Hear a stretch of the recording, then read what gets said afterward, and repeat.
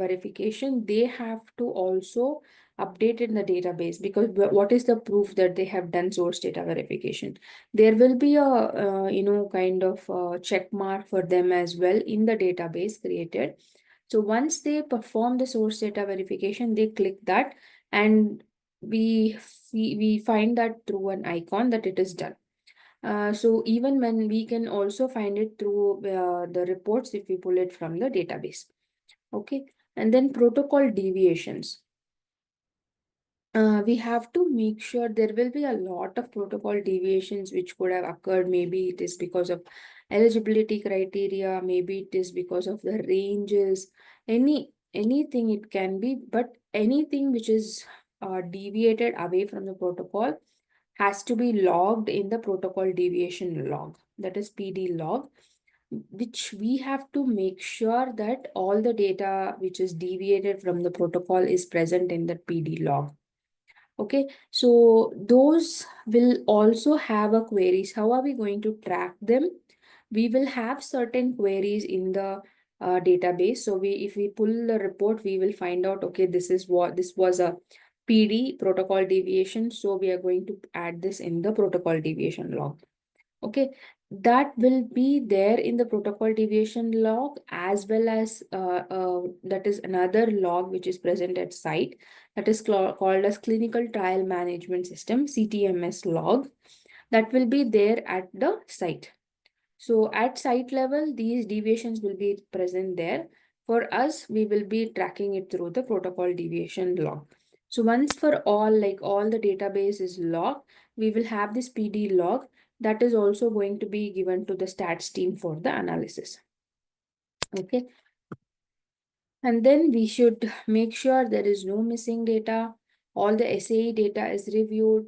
All the concomitant medications are reported. No laboratory data review or laboratory data is missing. All those, lab values are reconciled. And then we have to make sure everything is fine. That's what it all means. And then finally, we should, once we keep, cleaning all these, we will start freezing them. So there are two terms here, okay? One is soft lock and the other one is hard lock. Soft lock is also called as freezing.